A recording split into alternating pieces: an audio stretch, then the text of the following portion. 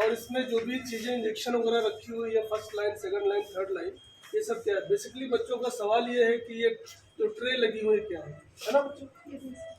देखो बेटा, ये ट्रे जो लगी हुई है ये सभी मेडिसिन के लिए लगी हुई है, जो फर्स्ट लाइन ड्रग होते हैं। जब भी ऐसे सिचुएशन में जब हम कोई लाइफ थ्रेटनिंग कंडीशन हो जाती है, या ACLS बोलते हैं, एडवांस लाइफ सपोर्ट जो होता है ना, तो कोई मरीज क्राइसिस में होता है, किसमें होता है? क्राइसिस यानी जिंदगी और मौत से जब जूझ रहा होता है, उसको क्या बोलते हैं? Life threatening.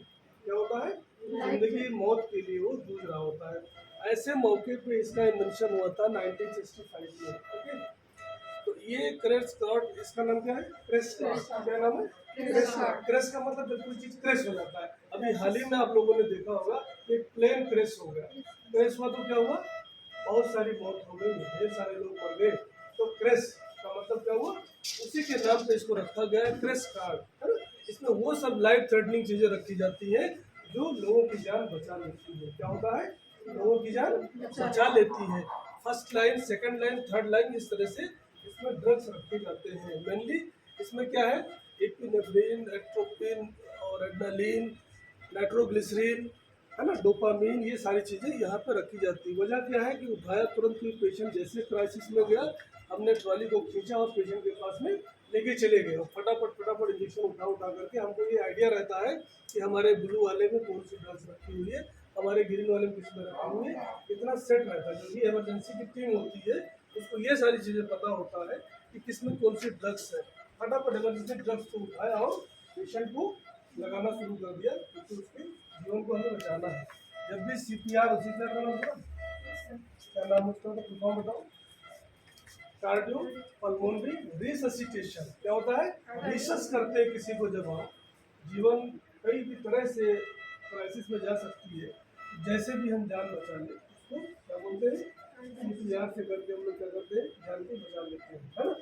तो ये बेसिकली क्रेश कार्ड हमारा इसी काम में आता है। ये सारे ट्रे जो लगे हुए हैं, ये ट्रे में हम फर्स्ट लाइन ड्रग्स को रखते हैं। ऊपर वाले पे हम क्या करते हैं? पैरालिटिक ड्रग रखते हैं, जैसे सक्सिलिन कोलिन है, बेडाजोलाम, सेडेशन ड्रग है, वो हम यहाँ पे रखते हैं कि फटाक से उठाया और लगा दिया, बहुत समय नहीं लेना होता है।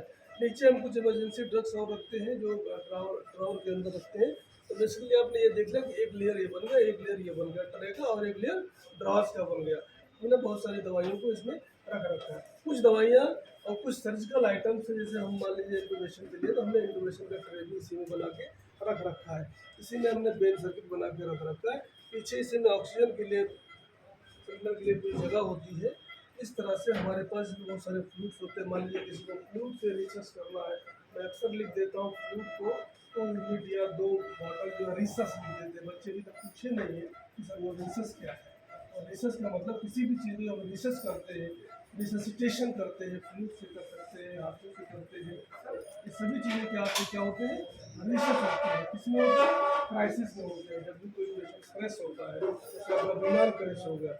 ओके, समझ में आता है? कुछ और समझना है तो बताओ। ठीक, कोई बचा नहीं?